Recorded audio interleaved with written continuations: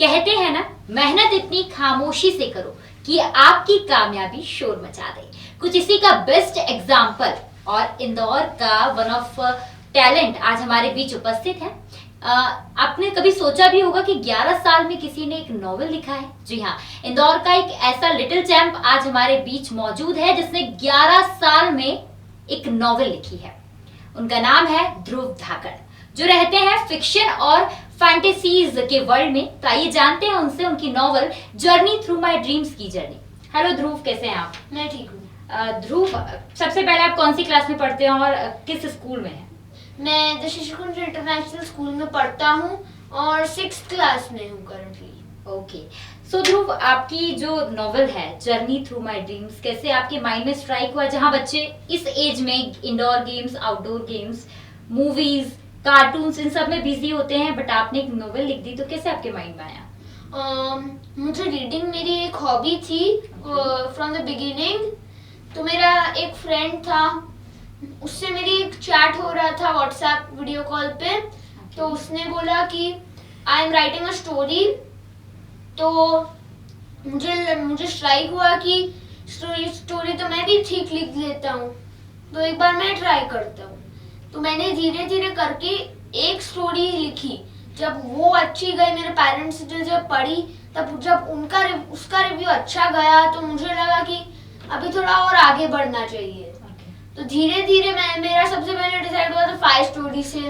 फिर तो लगा कि बहुत कम है, और उस तक जाके 15 स्टोरीज हो गए ओवरऑल। ओके, सो आपने a journey through my dreams के पहले भी स्टोरीज लिखी हैं, ये वाले नॉवेल के पहले? बहुत सारी लिखी है, पर वो 1-2 पेज की ही लिखी है। मतलब ओके, वो मैं लिखता था कभी कभी। ओके, ये नॉवेल लिखने में किन लोगों ने आपका सपोर्ट किया?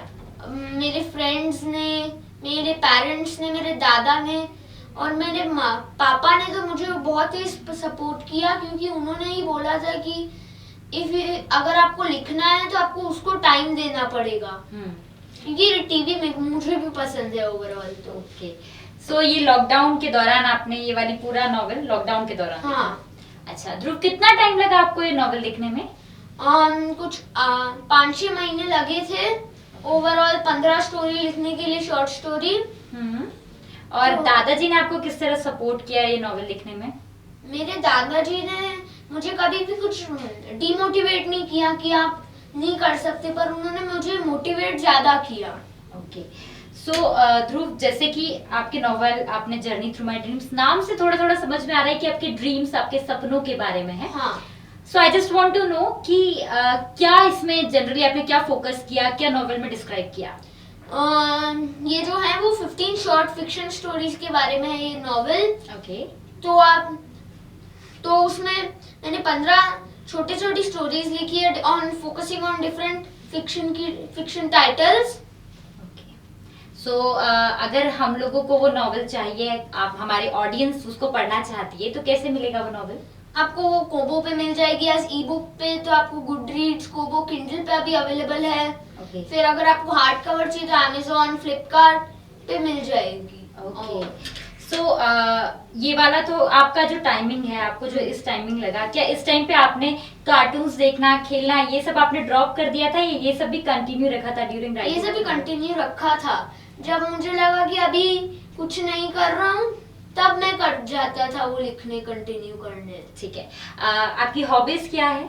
मेरी हॉबीज मेरे फ्रेंड्स के साथ क्रिकेट खेलना है, बातचीत करना है, और फिर राइटिंग तो है ही, और रीडिंग मेरी एक बहुत इंटरेस्टिंग हॉबी है। मुझे उसमें बहुत मजा आता है।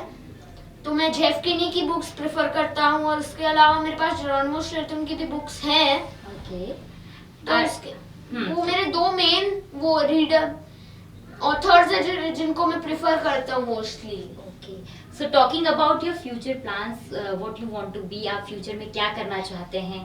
क्या नॉवेल की जर्नी कंटिन्यू रहेगी? आप फ्यूचर में क्या बनना चाहते हैं? स्टार्टिंग से आपके माइंड में क्या रहता है?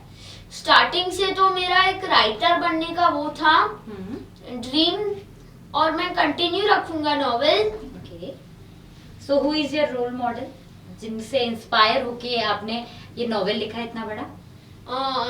मेरा role model, so you can say Jeff Kinney. क्योंकि मैं उसकी बुक्स बहुत पढ़ता हूँ। ओके, कौन सी ऐसी बुक है जेफ किनी की जो आपकी सबसे फेवरेट है? उसकी एक सीरीज है, बहुत सारे लोगों को उनको उसका नाम पता होगा, diary of the Wimpy kid. Okay. वो एक कॉमेडी बुक है। मैं तो करंटली कॉमेडी इतनी अच्छी कर नहीं पाता हूँ, लिख नहीं पाता हूँ, तो मैंने फिक्शन प्रेफर किया है ये। बट यस, मुझे उसकी बुक्स पसंद है और I prefer him as an idol. Okay, as Dhruv, शुरुआत में बच्चों का ऐसा होता है they have to be a doctor, engineer, IAS, IPS. So कभी आपके माइंड में ये आया कि आपको इन फील्ड्स में जाना है?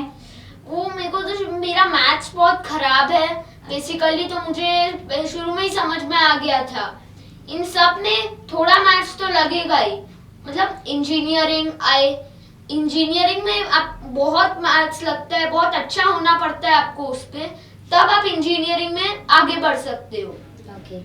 और डॉक्टरी की बात है तो फिर साइंस मुझे थोड़ी पहले पसंद था, क्योंकि वो तब उतना टफ नहीं था। 6th में आते आते वो थोड़ा टफ होता गया। तो अब तब मुझे समझ में आ गया कि साइंस मुझसे नहीं होगा। ओके। तो अभी मुझे लगा कि अभी यही सबसे परफेक्ट जॉब है, क्योंकि इसमें ही मुझे थोड़ी हॉबी है, लिटरेचर में मुझे पसंद है। ओके, सो आपको मतलब लिखना पढ़ना बहुत ज्यादा हाँ। पसंद है। ध्रुव, क्या इंदौर से आपको फिर बाहर जाना अपनी स्टडी इसी फील्ड में आगे कंटिन्यू करने के लिए? क्या आपके ड्रीम से आपकी स्टडी को लेकर भी? मेरी स्टडी को मैं तो चाहता हूँ कि मैं इंदौर में कंटिन्यू करूँ मेरे फ्रेंड्स के साथ, बट कॉलेज और वो सब मैं बाहर करना चाहता हूँ। इंदौर से कुछ अगर इंदौर में ही कहीं अच्छा हो जाए तो कोई प्रॉब्लम नहीं है, पर I want to look for the best opportunity, मतलब जहाँ बेस्ट हो मिले। तो वी जस्ट विश कि आपको बेस्ट से बेस्ट अपॉर्चुनिटी मिले और आप ऐसे ही हमारे इंदौर शहर का नाम रोशन करें। जैसे इंदौर ने स्वच्छता में पंच लगाया है, वैसे ही टैलेंट में भी इंदौर में भरमार है, और उन्हीं में से एक है ध्रुव धाकड़, जिसको शो करते हैं कि डूबकर मेहनत करो अपने आज पर, कल जब उभरोगे तो सबसे अलग ही निखरोगे। आज हमारे साथ थे ध्रुव, जिन्होंने इंस्पायर किया ऐसे बच्चों को जो इस एज में कुछ करना चाहते हैं और बच्चे बनकर ही नहीं रहना चाहते, वो अपने ड्रीम्स को जीना चाहते हैं। Thanks for being here Dhruv, thank you so much. Thank you.